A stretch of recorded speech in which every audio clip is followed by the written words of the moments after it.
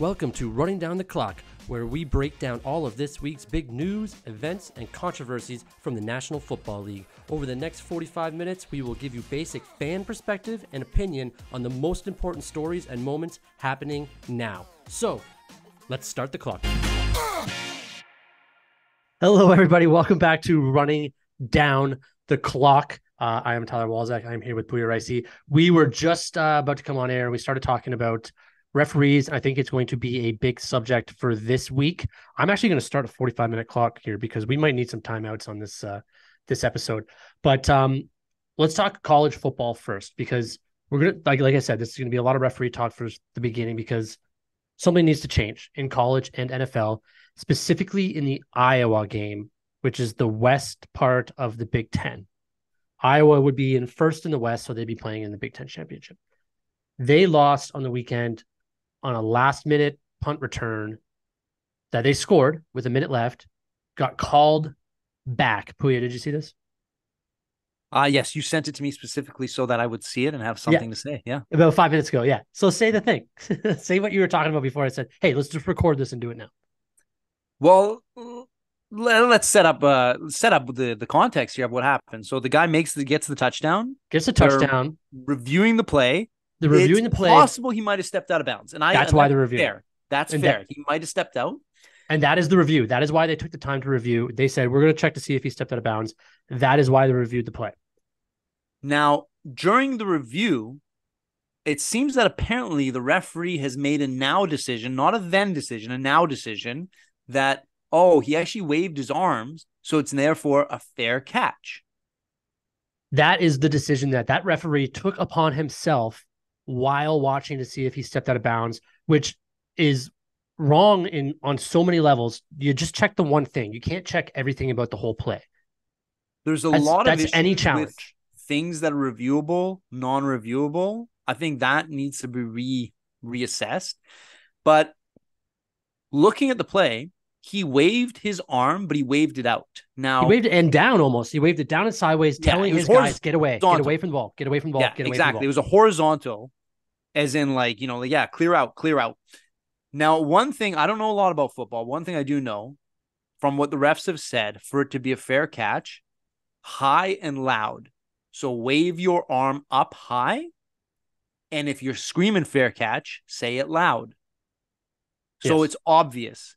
So it's not a controversial, did he kind of just put his arm up a slight bit up to his shoulders a little bit just to kind of maybe go for the fair catch? So then if he had room, he'd actually run it out and say, oh, no, it wasn't a fair catch.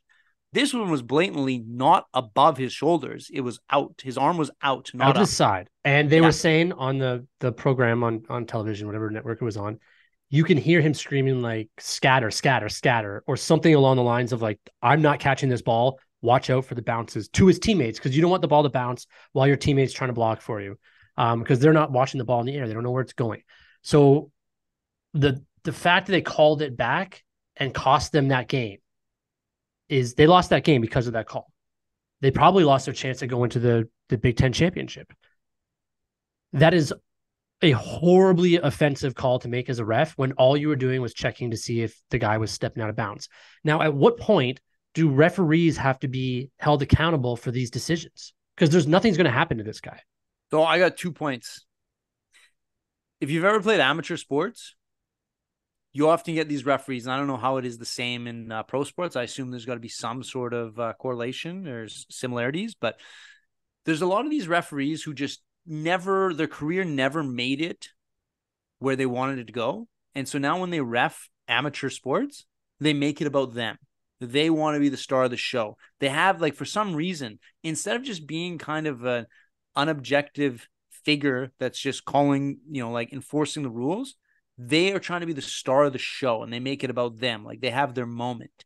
And it seems to me sometimes these refs, they're trying to go a little above and beyond the call of duty. Like in this situation, as you pointed out, all he needed to do was decide whether he stepped out of bounds. Right. He took it upon himself to now make a new decision, a new ruling, a new calling that you can tell by the play. Nobody else on either team felt this way. No, everybody was confused. Everybody was confused as to why it was taking so long to just determine from the sideline camera if the guy had stepped out of bounds or not. And he wasn't even close to stepping out of bounds. He made it about himself. That's what it wasn't his job. His job wasn't to review that at the time, to just come up with a new take, a new perspective on the play. Well, that's The play was so you completed. use the amateur analogy, like when we play hockey, and those guys do every once in a while. You're just like, what is going on with this ref? Like he's having a day or something, but he's also an amateur ref. These are professional referees. This is their like, So and that's also part of the. Go ahead. My second point about that is, I'll use the NFL for example. I was just going to go there as well. So this is a good transition into that. The refs are the NFL. They're the representative of the NFL. The NFL is never going to make themselves look bad. They're not going to punish the refs. They're not going to do anything like the refs are the NFL. They are the what's the word I'm looking for? Like the face of the NFL on the field. They represent the NFL. They represent the shield of the NFL. Yeah. So why aren't they full-time jobs? Well, I'm sure it's supposed to do with they work 17 weeks. Yeah. So they work 17 weeks out of the year. That's it. That's all, or 18 weeks out of the year. That's all they'll ever work. And maybe some of the preseason games as well. Yeah. But what more should they work? No, they shouldn't work more. But is that the reason why they don't want to hire them full-time? Because why are these guys not full-time? Some of them are middle school teachers. And what teachers don't hire them full-time? What else would they do? Like, don't let them do anything else. Have them year-round so that when they're not actually doing games, they're training for or going over the rules, or they're in camps going over why this should have applied, why that should have applied. During the week, they go back to their jobs. They only work weekends. Yeah. I don't know. I'm sure there's an inside discussion at the NFL about that. Like, I don't think the NFL as an organization wants bad reffing. But they're getting it. And it's a problem, especially now because gambling. Gambling is going to affect everything. You're telling me that, I'm not saying that this is actually happening, but you got to second guess it every once in a while that a middle school teacher who probably makes like, I want to say $35,000 to $50,000 a year US wouldn't be like, hey, could use an extra $100,000. I'm going to put this check and make sure that this game I'm playing this weekend goes my way. Are the refs allowed to bet on the games? No, but the players aren't allowed to, and they do. Yeah. So as long as you don't get caught, you're allowed to bet on anything you want. Because we saw the Colts also got screwed this weekend with the Colts should have won that game. That was a ridiculous pass interference call twice that allowed the Browns to win that game. Yeah, I thought that turnover where he sacked the QB, caused the fumble, Colts recovered. Yeah. That was Colts ball. 100%. And that again is, and they admitted it, the NFL admitted it after that was the wrong call. But that wrong call cost the Colts a win. Instead of going 4-3, they're now 3-4. Instead of being one game behind Jacksonville, I believe they're now 2. I don't know what the NFL ever wants to do about it, though. Like, they have to hire these guys full time. They have to hire them full time, and they need a stable of backup guys. What's going to change? That, like, they're still gonna. If you're saying that they're going to make decisions that will benefit them, maybe they got a little bet off the books. Okay, well, they'll still do it. Whether they're paying full time, they're still going to do it. Okay, maybe don't hire the referees on the field full time. Let's get a full-time instant replay team at every stadium that while they have those little discussions with the other 3 referees being like, what did you see? What did you see? The guy who actually has every footage, every camera angle can be like, hey, that's not a penalty. Take the flag up. That's not a penalty. Within 5 seconds, they can make that happen. That wasn't pass interference. It was a bad call. Take the flag now. So you're saying that this person, their authority on the field is higher than that of the on-field officials? Yes. The video replay person can overturn any decision that a ref makes? Yes. Why not? Why are we still making human error when we don't need to? Well, I'm just saying the same thing then will take effect. That human factor of the reason the refs will make the bad calls, this instant replay guy will start doing the same thing because they're not. Sure. But somebody has to, because we're getting the wrong outcomes on 2 huge games this weekend. One college, you can actually say 3 too, because the Rams game, the ball was spotted in the wrong area. Now, mind you, if the Rams had a timeout, they would have been able to challenge that. So that is a little bit of coach error. But at the same time, they should have had another chance to win that game. I'll throw another idea out there for you. Where do you stand? And I know baseball has talked about this more than other sports, eliminating the refs complete AI technology to just make every ruling based off the actuality of what it is. No human factor. So you I need don't know if refs the on the technology is field. there yet for the NFL. I'm just throwing it up as an idea. Where do you stand on that? You need No refs on the refs. field. You need them on the field. Well, Even in no, you football, have a whistle on the field. you need the refs on the field. Let them make the calls, and then when the instant replay says that was the wrong call, then have it overturned quicker. But the speed of the game, you still need referees out there. For strikes and balls, you don't need the Well, what do you umpire mean? behind the plate. No, but I mean, I'm saying if you have AI that's just watching everything in real time, and there's just, like the same way you have a speaker there, you just have a whistle on the play and it'll announce what happened. That'll slow down the game a little bit. You need to not have every play come down to AI. Pitches and ball, like strikes and balls, 1000% can be decided right like that.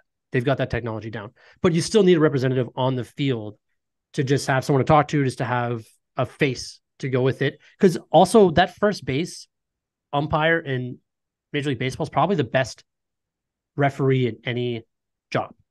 Like when they hear the ball and then look for the foot to step on, they're right like 90% of the time.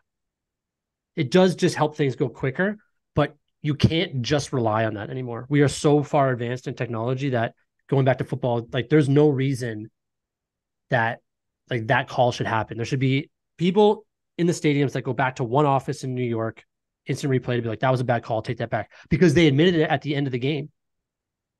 NFL said, hey, that was the wrong call. So they could have done that during the game and corrected this. But is this not a recurring issue every That's year? why I'm saying it needs to change. But do you think the NFL actually cares about changing it? Yes, they have to. They have to, or else the product's going to suffer. And if the product suffers. But hasn't the product been suffering always? Since I've watched football, there's been controversial decisions in games which have been decided by the referee, getting the wrong call, missing a call, allowing a play to go on. And it's consistent every year. There's a few big games where it happens. Different now. It's different now because of gambling. Seem like, I don't know if the NFL seems like they want to do anything about it. It's different now because of gambling. With gambling being so huge, sports gambling being as big as it is now, they have to make a change. But doesn't this just buy into our conspiracy that Vegas and the NFL are on the same side? 100%. But that's why it needs to be changed. Like the people are going to stop betting if they keep getting screwed over like this. I don't know about that. Only for the fact that they're making betting more convenient for people. There's a lot of drugs, alcohol, cigarettes, things that kill people. It says right on them, this will kill you. People don't care. People don't always make the most sound judgment. You make it easy, plentiful, and available, they're still going to go for it. People like betting for the sake of betting. The odds are always against you. The smartest decision in betting is for 90% of people is not to bet. Yet people don't do that. They're not going to go with the smartest decision. They're still going to bet. They enjoy it. It's the thrill. They're chasing that high of winning. And when it's harder, it's even more fulfilling when you hit that parlay. But so you don't think that they don't need to do anything then? That's what I think they absolutely need to do anything. I'm not convinced that they care enough to do anything. They still got a chokehold on people. People love the NFL. It's still growing. It's only getting bigger. But that just makes this more frustrating. It is. I agree with you. Like I don't disagree that something needs to be done. I'm just not convinced. I'm the pessimist. I'm not convinced that they're gonna do anything or that they're looking to do as much as we would like them to do. I'm sure, as a business, they will address the concerns of the fans at some point through the season. Oh, we admit fault. Hey, we're gonna launch a new program for refs to get better trained. But I don't think they really care as much. They don't care as much as we do. Yeah. That's just frustrating because they're like, every Colts fan should be sick out there. And if you're a Browns fan and you're celebrating that win, you shouldn't be. That's garbage. That's a garbage win. You know it. Everybody knows it. Anyone who saw this game, anyone who heard about it after knows that that's a garbage win for the Browns. But let's move on to Deshaun was pretty stoked about that win, eh? Well, that's because he's a garbage person. Is he done? He's not done, only for the fact that they're too invested in him. And again, I got two things. I always got two things. It's easier for the backup to look good in moments like this because there's no pressure, right? Right. Backups often have this, they come in for a couple games, they look good, they come in as relief, There's not a lot of pressure. There's not the highest expectations on him. But to do that over the course of a season or a couple of seasons is a lot more pressure. It's a lot more difficult than to do it for 1 or 2 games, sporadically. And the other thing is, there's a lot of criticism of Deshaun Watson that his heart's not in it anymore the same way as, like it's expected of a player of his pay grade. Like the fact that he won't kind of fight through injury to play. A lot of people are saying that like he's been medically cleared. He just chooses not to. And again, I respect people that look after themselves and understand their own body and not just be forced into playing when it's not the right time. But his play on the field is not good. It doesn't seem like his heart is in it the same way. As a fan, he can't talk about the rust anymore. He's had enough chances to have played since the time off. It's been like it's 2 not years a rust off. factor. You got to, at some point, I don't care how long you're off. You're a pro athlete making $230 million. You have to start performing a little bit. And don't you kind of have to expect that from your players too? Because listen, I know you're right. Like people should be taking care of their bodies, should be taking care of their mental health and all that stuff. But at the same time, that comes with a job, right? The body language for me doesn't seem like he really cares. And maybe it has to do with he's kind of an enemy now in a lot of people's eyes. And maybe that's a bit demoralizing for him. He feels like, people don't love me. Fuck them. I don't care either. Maybe that's his attitude. Most people hate him. Yeah. So again, I don't know if that is his attitude or anything, but that could be one of the causes. But to me, it doesn't seem like his heart is in it the same way. I agree with that. And I think they've wasted a lot of money on him. I don't know what they do to get him to want to play. Like, do you bring somebody in to compete? Like, do you trade for Ryan Tannehill, let's say? Because it seems like the Titans are done this year. Like, they just traded away one of their best players on defense to the Eagles. But if he doesn't care, he's still getting paid either way. So you cut him, he's still paid. All his money was guaranteed. I know. So there's no compete. If he doesn't care to compete, that won't be the motivation, right? Yeah. I mean, that's the one thing you have to think about when you're signing a player too. If you own an NFL team, you have to think about when they get this money, are they still going to want to play? Is their drive to win higher than their bank account, what they want their bank account to be? That's with any athlete, really. And a lot of them, it just doesn't work that way because you get the best. Human nature. I don't know. We play hockey for free, and we're still out there trying to win. For free. We pay to play hockey. Pay to play. Yeah. And these guys are getting paid to do what we want to be doing. Yeah. And everybody always has their best year in their contract year. When their contract's about to expire, that's when they play the best. And then they get the money and there's a step back in what they do. It happens all the time. But I mean, if you woke up to $250 million in your bank account tomorrow, free and clear, your motivations go down a little bit. You're not going to hockey tonight. I was going to say, I'd probably quit the hockey team. I can't get hurt. I got a yacht I got to take care of. But that leads me to something that's not football. But did you hear what A-Rod and Kevin Durant said this week? No. So Alex Rodriguez, for anybody that doesn't know baseball, big time player for the Yankees, but also more so the Rangers and the Mariners, right? Yeah. So I would say that his career was more Mariners Rangers based than it was success with the Yankees. He got one World Series with the Yankees, didn't he? Sure, but he's not an all-time Yankee, is he? Is LeBron an all-time Laker? No. That's because there's been so many legends. It's not that he was bad with the Lakers. It's just that there's been so many legends that had their entire career with that team. So same with Kevin Durant. Kevin Durant and A-Rod both said, Kevin Durant with the Golden State Warriors, my jersey should be retired in San Francisco. And A-Rod said, my jersey should be retired in New York. I'm saying that they can both go fuck themselves. Because that's not as a team. Like A-Rod more of an argument there because Kevin Durant was what, 3 seasons? 3 seasons there. 2 championships, 3 years. Yeah. But he went to a championship. They won a championship the year before he got there. Yes. So they were a championship caliber club. He didn't put them over the edge. I'm sure he helped. I'm not saying they weren't guaranteed the next 2 championships without him. No. But you went to a championship caliber club and you only played 3 seasons and you dipped. And, A-Rod spent a little bit more time with the Yankees than that. I don't know how many seasons he was there. It shouldn't be just your numbers with that team.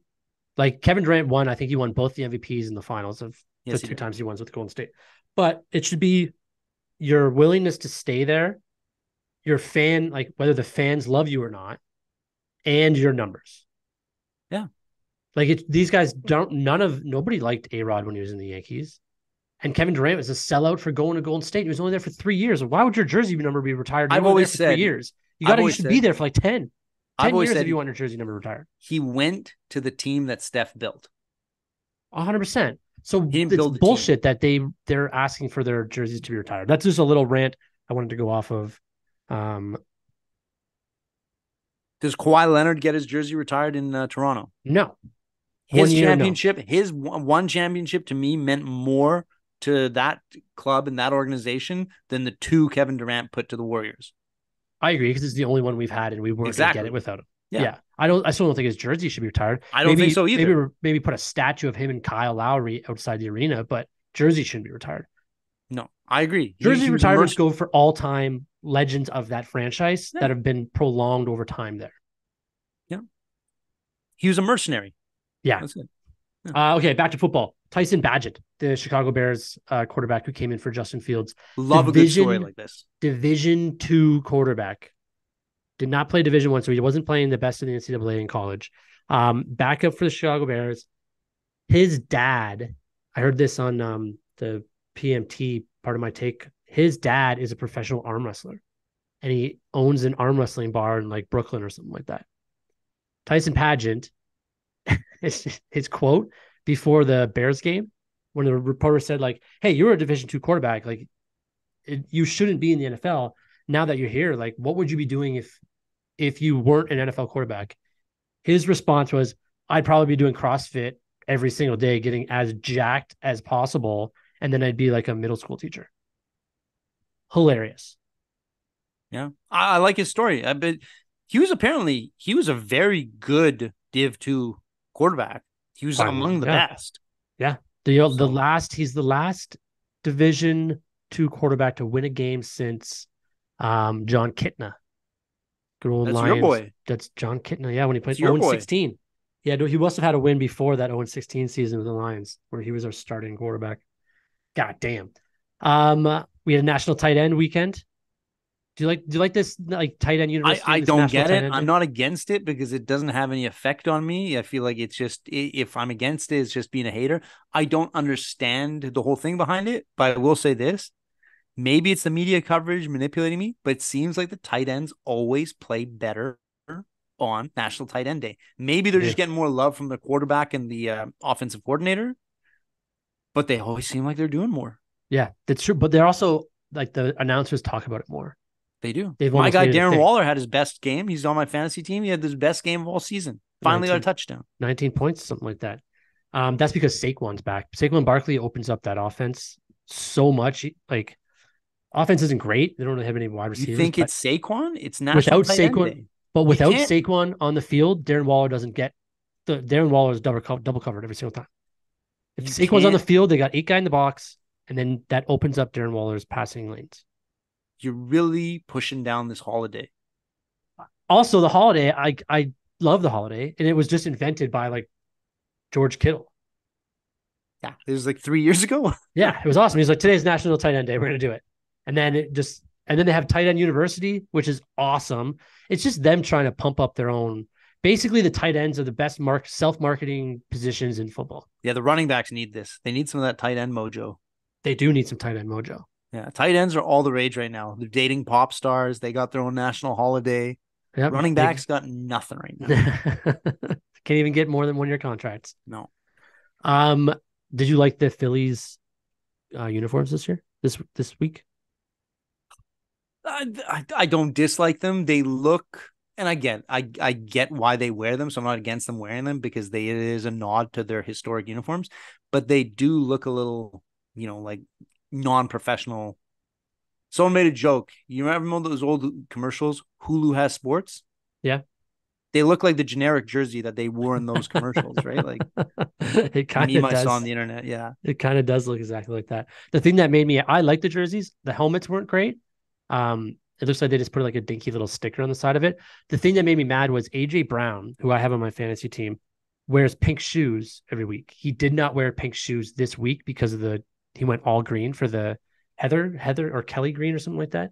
Yeah, he does So it I for his wasn't daughter able or something, right? So his daughter can see him on the field. It's exactly, something yeah. like that. Yeah, But that also helps me see him on the field. And right. he's on my fantasy team. I want to be able, I want all my players to wear something that like I figured out that he wears pink shoes, so I always know where he is on the field. Keenan Allen, who I also have, who was fucking garbage this past week, he always wears a white long sleeves, like tight long sleeve arms on his arms. So I always know where he is at all times.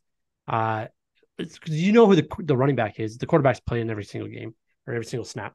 The running back, you can kind of, everybody's a little bit different in size, so you know who's out there. But the wide receivers, I can never tell. So I need something like that. Long sleeves, shoes. I need more of this. Yeah, I mean, I don't know. I'm okay. Like I don't care It's if my because you guy watch has. on your You know, phone. You don't even know what's going no, on, anyways. I'm on the TV nowadays. I'm on the TV. I've got from the phone broadcasted to the TV now. Still streaming though, illegal streams. No, don't illegal stream. Oh, I use my oh, mom's. I use my mom's. NFL Uh, Sunday Ticket. not Sunday Ticket, but her like mobile. She has the she pays for subscription cable, and then you have the app that goes accompanies it. She doesn't Right. use it, so I use hers. Oh, that's a pretty sweet deal. Yeah, I Um, don't think she knows it exists. She's in her 60s. She doesn't care. She's not watching TV on her phone. that's just not. Um, okay. Do you know what the hospital pass is? I know what a hospital pass is. I don't know if there was one reference from this week. No, so it's something Tom Brady and Peyton Manning talked about this week. But for the listeners out there, the hospital pass is when a quarterback kind of leaves his wide receiver or tight end in a bad spot where he throws across the middle of the field, and whoever is going to catch the ball is going to get absolutely rocked by the Julian defender. Edelman. Yeah, Julian Edelman probably did a lot of those. Um, so Tom Brady made a very good point on his podcast. He said that there is no reason. It's actually more. It's an ideal pass now to throw a hospital pass in this day and age of the NFL because your receiver is either going to catch it or he's going to drop it and get absolutely smoked. So there'll be a penalty. Either way, you're going to get the first down. So it's more advantageous to want to put your guy in a bad spot, knowing that if he does get hit, if he does get hurt, you're going to get the first down like 15 yards. Yeah, I think there's two sides to that, though. It's the extent of the injury, right? The whole Well, point of the hospital pass is that you've put him in such a bad position that he has a very high probability of getting a game ending, season ending, or like lengthy injury. sure, but that was when you could like hit guys right in the top of the head or take out like their knees. Now you have to have such a perfect hit as a defender that you miss by an inch, you're gonna get a flag.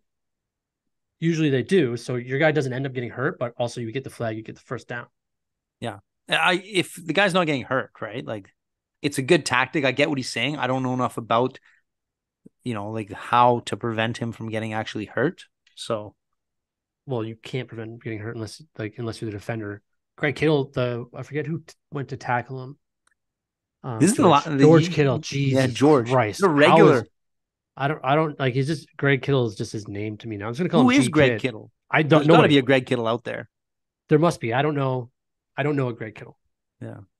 But he got hit in the, like, basically right in the dick. You could see him get up and say, "Fuck, got hit right in the dick." And the defender was like, "I don't know where else to hit you. I have to hit you right at the waist. Can't hit you in the knee, can't hit you in the head or above the chest. So that's the only place I can hit you," which sucks. Well, you can't hit in the dick anymore either now. Well, you can with your shoulder. You just can't hit. You just can't kick him or tap him. Can't do that. Yeah. Can't do that. I don't really want to talk about the Lions, but the Ravens look pretty good. So that looked like all the Ravens players showing up for all the drop passes, the poor routes from all the previous weeks, all culminated into one game to just catch the Lions sleeping. The Lions looked like they were Didn't there. stop. They They were didn't not stop awake. them once. Did not They were stop not them once awake in in the that first game. half. No, No. they went 3-and-out their first four possessions. First three possessions, they went 3-and-out. Fourth possession, they got one first down and they had to punt it. Um, but the Ravens, every single time in the first half, the Ravens got the ball, they scored a touchdown with ease. Oh With yeah. ease. But they also, the last 6 weeks, the Ravens, the first 6 weeks of the year, have been running like a power formation where they just have like two running backs in the back, and either Lamar runs it or throws it while scrambling, or they just give it to one of the running backs to like bruise it down the middle. Now they're doing like run pass options where he stays in the pocket, decides where to go, goes to the first guy that's his first read really against the Lions because they look so terrible. But if they play like this forever and Lamar stays healthy, like that's a scary team. Yeah. They got a lot of guys with questionable hands though. Like there was none of their hands were in question this week. Aguilar's making the catch. Bateman's making the catch. Who's the other guy? Flowers making the catch. Flowers. Odell made a couple passes, made a couple catches. He's not a bad hands guy. He's just, he's not what he used to be. Yeah, he doesn't have the spring in his step anymore. He's getting older. Past his prime. Yeah, which I don't even know how old he is, but he's definitely. Mark Andrews though, he's still their number one option. He's still two solid. Touchdowns. Tight end. But not only that, like he broke a lot of tackles. He ran through. He made the Lions guys the tacklers look like kids. Yeah, they didn't look great out there. It was a bad day for the Lions. They were at the same time, like they were asleep. They'll bounce back. I mean, you're not going to win every single game, and they're notoriously bad against running quarterbacks. Well, they got a good matchup this week for them. Raiders Monday night.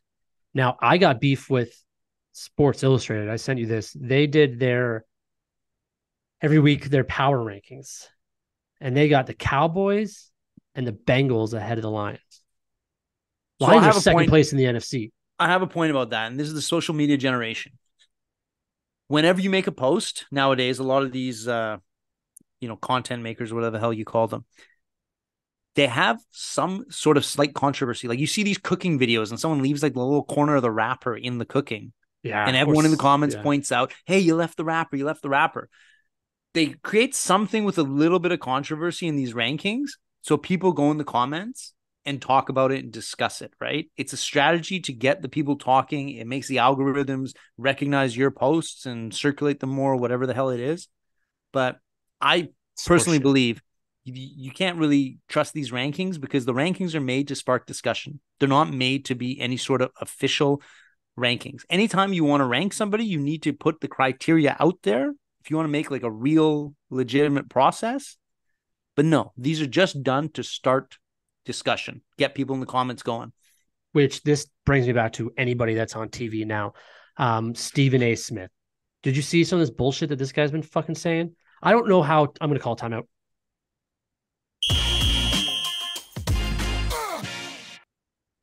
Stephen A. Smith is the worst on-screen commentator, announcer, whatever you want to fucking call him. In the same sentences, he shits on somebody and then says, "Oh, well, like, I don't know why anyone would ever say this about that guy," because he completely takes back what he's going to say, whether it's within 5 minutes or if it's over the past week. And he doesn't remember what he's saying because he just spews whatever he wants at all times because they give him a mic and a voice to do so. He's paid $10 million a year. He has no opinion that he's able to stand by. And I truly believe that we are missing in all news someone that's willing to stand by what they've said prior. And I don't think it's out there at all. It's just for people to get mad and look at, or for people to talk about. Nobody actually wants to bring actual facts and make themselves look credible anymore. It drives me fucking crazy. Anyways, end of my rant. Just to comment on your rant there, my issue with it all is that we are now at the point where we need instant analysis, and I mean like absolute analysis on the spot. The course of one game or like how one player plays in one quarter, one half, one game doesn't always dictate everything about the rest of their career moving forward or their past. And yet there's so much absolute terms of like, oh, he's lost it. He doesn't have it, this, that, or the other, because they feel like they need content. Sometimes guy has a bad game. He has 2 bad games. It doesn't mean as much as we're looking into, right? But, we need to use that and make more projections off the future. Sometimes guys just has a bad game. That's it. But doesn't need to be a talking point. I agree. Well, so why can't he do that? Why can't he just like, no? Because in the clip that you and I looked at last night, Stephen A. Smith's shitting all over Lamar Jackson. He's like, he doesn't deserve that contract. Doesn't know, like, he absolutely is underplaying what he's supposed to be doing. He is not a future quarterback in this league.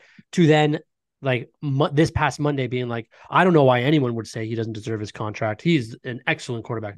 Like, dude, we have the receipts to put you side by side in saying this.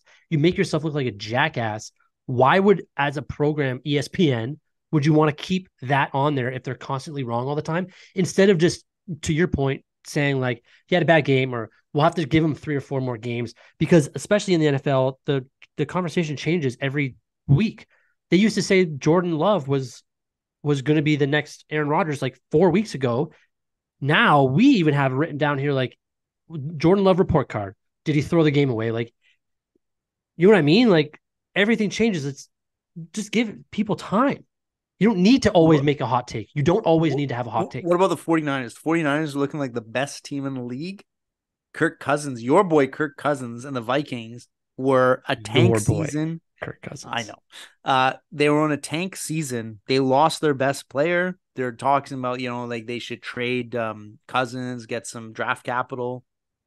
And now they knock off the best team in the league, right? I know a Vikings fan, Reed, who's messaged us before, who now thinks that they're going to make the playoffs and win the division because it's a shitty division.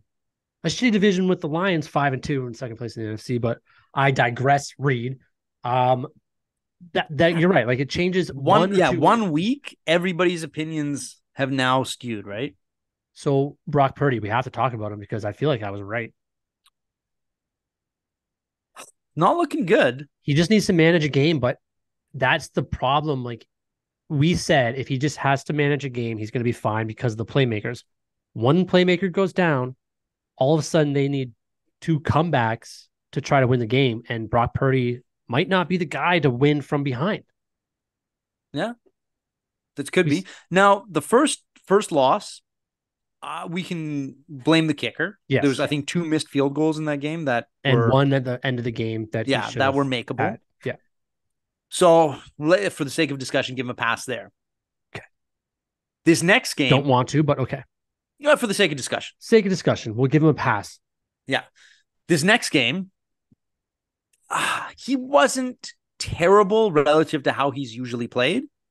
Right. He wasn't as good, wasn't threading the needle the same. But Kirk Cousins and the offense actually did quite a good job on the 49ers defense. The 49ers defense didn't look as strong as they usually do either. No, they didn't. There's no reason that. Like that one, what was it? The Addison run. Right at the end of the half there where he just that was the turning point. Yeah. Once they took that lead, they never caught up after that. No, I know. So, but yeah, the defense didn't look good. I'll give you that. They looked actually really bad. But, that goes to your point of like, he's not good at playing with a... He has to play with the lead. He can't play from behind. Yeah. He won't be a comeback. He's not going to be a fourth quarter comeback guy. He was 21 for 30, 272 yards, 1 passing touchdown, but 2 interceptions. I just don't think that like the 49ers should be worried. Also, breaking news, that won't be breaking because everyone's going to find out about it while we record on Wednesday, and this will come out tomorrow. Sam Darnold will be starting this weekend, not Brock Purdy. Brock Purdy is out with a concussion. Okay. Yeah. So we don't even need to talk about Brock Purdy anymore, hopefully. Hopefully Darnold comes in and just absolutely crushes it. That's what I hope happens. You're a big Darnold fan. I am now because I gotta be right about this. You're Brock such Purdy a Darnold fan that everybody else calls him Sam Darnold. You call him Darnold. That's how big of a fan you are. I like him now. I need him to end this Brock Purdy nonsense, which I guess I know it's a good story and we should all be happy for Brock Purdy. Why is it nonsense though? Like, what has he done wrong outside of being the last pick, get paid his $900,000, wash his dishes with his roommates, and show up and play football? Like, has he ever talked shit? Has he ever, like, all the media like hypes him up? Have you ever heard him say a disparaging thing about anybody? Or is he just a kid who's gone out living his dream playing football? Like, what has he done wrong? The media's turned you against him. I get it, but just look at it from him. What is? I don't think the media's turned him against him. I can't. No, the media's turned you against him. That's what it is. I don't think the media's turned him against me. I think personally, this is a me problem. I get that. I can't go another 5 years with the Lions not winning with a number 1 overall quarterback and have the San Francisco 49ers win with the last pick in the draft. I can't do it anymore. I don't have enough in me. I made it 37 years through this, and I can't keep drafting quarterbacks in the first round and losing to a guy that was drafted last overall in the entire draft, who was literally like if he wasn't called last, we would have never heard from him ever again. Right. But didn't we discuss this the other week where this is actually not the worst strategy, that most of your quarterbacks are going to be kind of shit to begin with anyway. Like a majority of drafted quarterbacks, they're not phenomenal. There's there's 5 good like great quarterbacks in the league at any given time. Maybe there's probably 10 to 15 quarterbacks that get drafted every year in the 7 rounds, 30 picks each round, 32 picks each round. Yeah. 1 or 2 are maybe good. Yeah. So unless you go back to like the Roethlisberger, Manning, Phillip Rivers draft, which that was just an anomaly. So, but we went over this. Now, when you get a guy in the first round, you got to pay him X amount of dollars or whatever.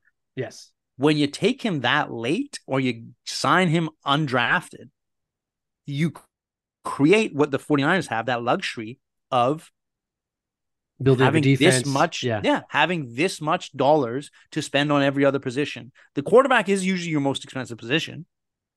Yeah. So if you can eliminate that, why not? Like, that's not a bad strategy. It's not a bad strategy, but it shouldn't work. Why? Because he's not good at football. But why is he worse than all the who are the quarterbacks? I don't remember who's the quarterbacks in his draft year. Okay, quarterbacks drafted in 2022 with Brock Purdy, first round. You have to go way down to Kenny Pickett. Okay, to the Steelers. Not bad. Kenny Pickett, still the book is out on Kenny Pickett. His offensive coordinator's garbage. What? Why are you shrugging at Kenny Pickett? You don't like Kenny Pickett? I'm just saying, is he not a comparable to Brock Purdy? I would. You're not telling me. You're not telling me that Brock Purdy would not reliable. He is more reliable than Brock Purdy. Why? Because I don't think Brock Purdy would have any wins with that Pittsburgh team. I think he's just in the right spot. I don't doubt that he has to do less, but you also have to remember he's in a situation where he can throw. He doesn't have to take it on his shoulders to take a chance to try and win the game, but also maybe lose the game. All he has to do is follow the play calling, follow the coach's plans, and rely on the team around him. So we've seen that he is an accurate passer, right? Sure. Yeah, but he doesn't throw. Yeah, he is. Yes. Okay. Yes, he is. I can't not say he isn't.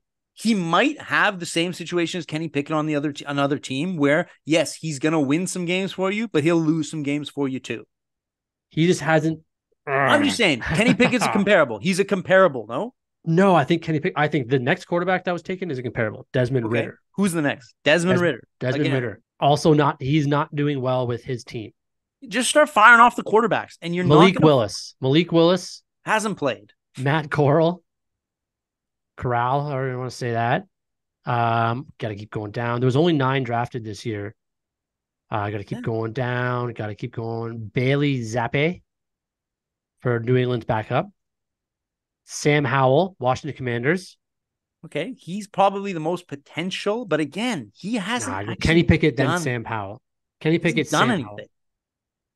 He's winning games for that Washington team. We're getting to the bottom of this draft down here. Okay, go.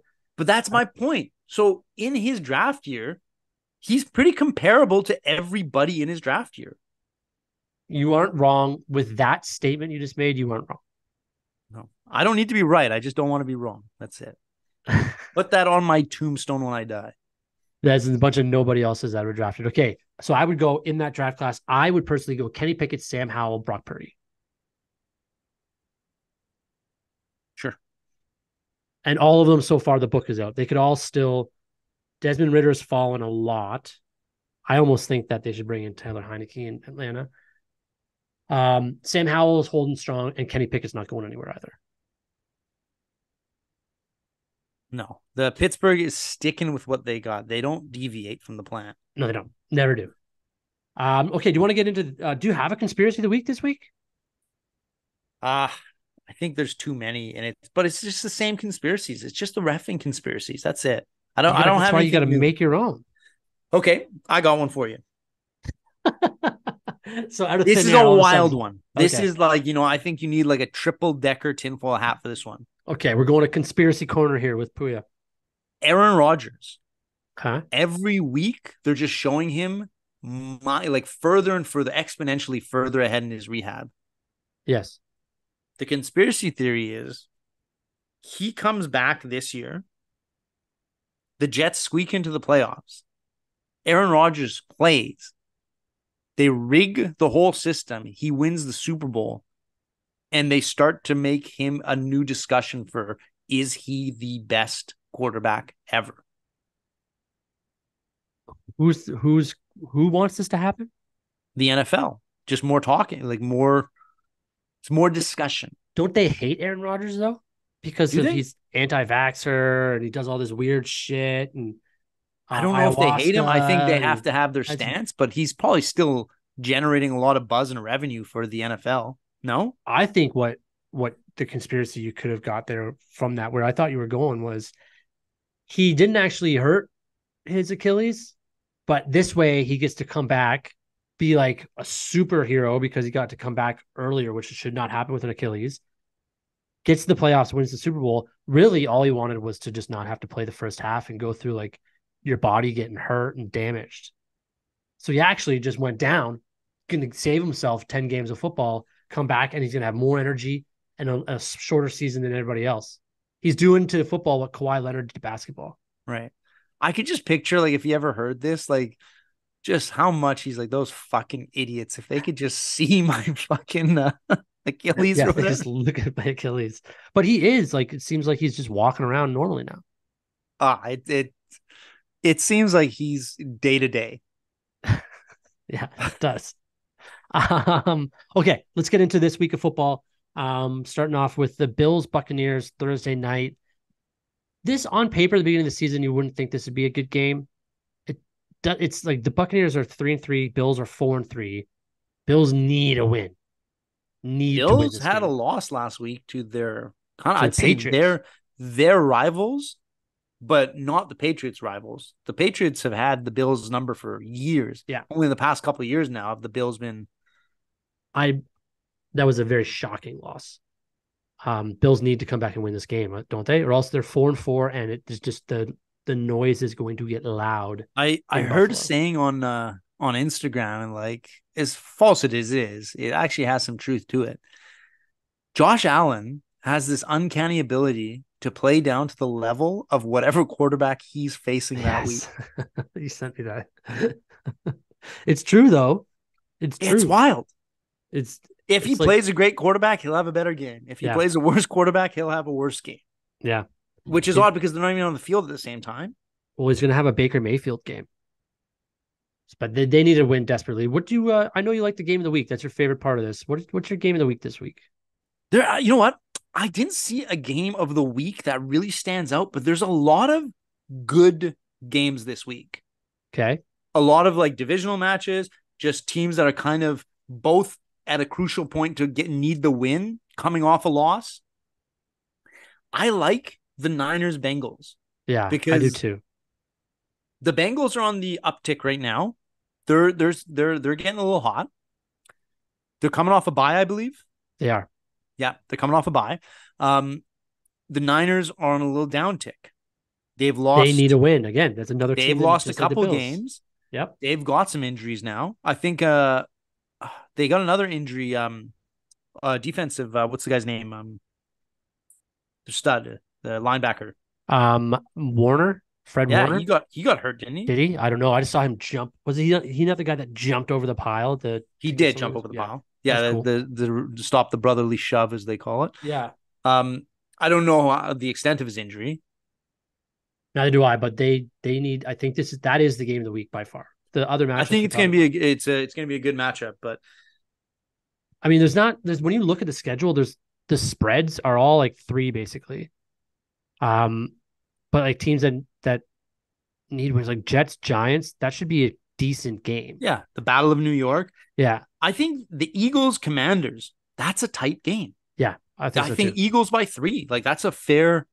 Yeah, Eagles are 6.5 favorites right now. It's in Washington though, and the Eagles are coming off a high on a Monday night.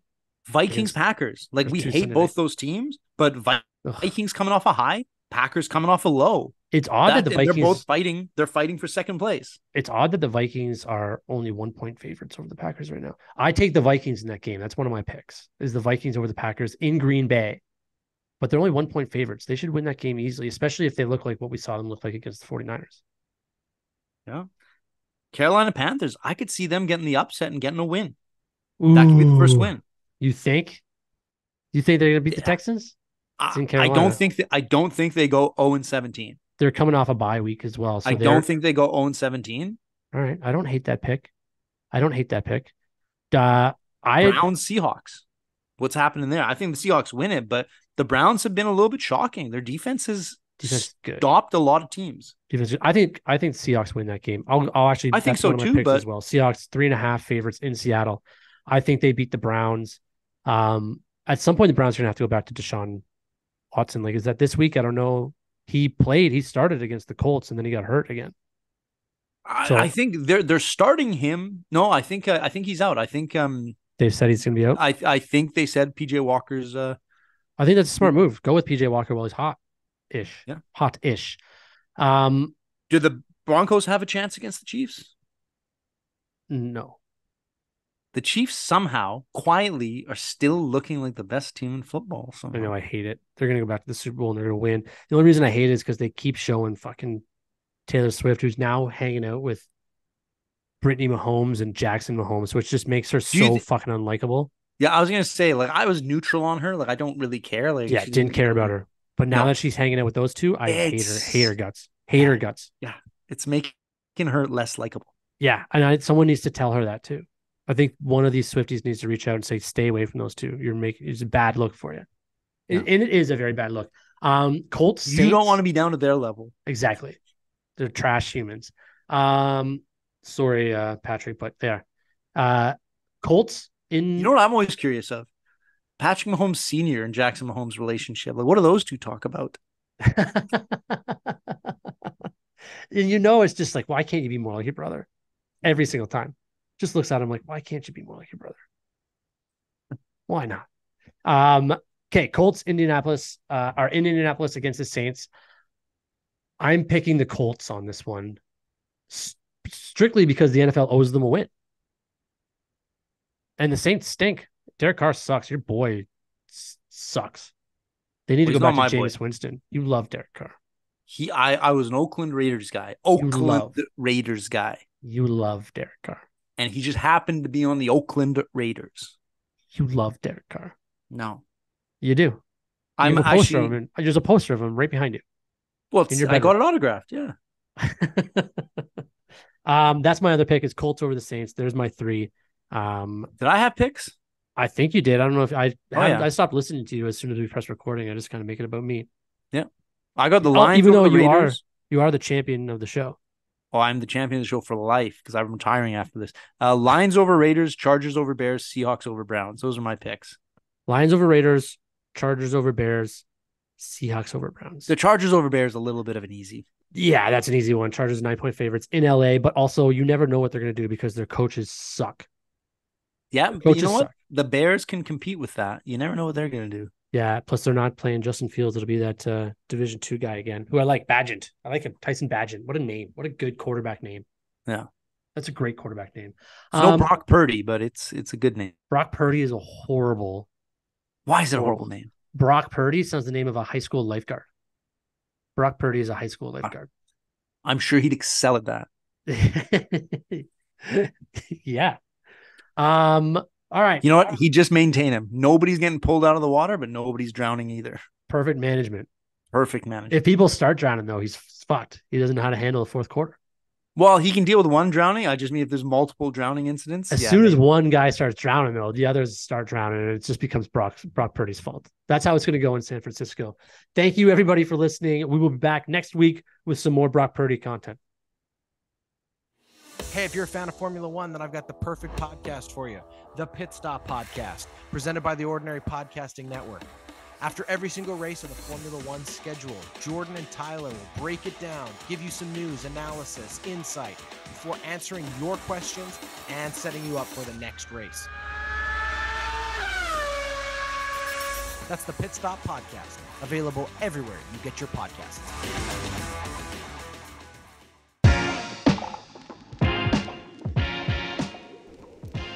Running Down the Clock is brought to you by the Ordinary Podcast Network and is every Thursday running until the week after the Super Bowl. We hope you enjoyed enough to subscribe and tune in again next week.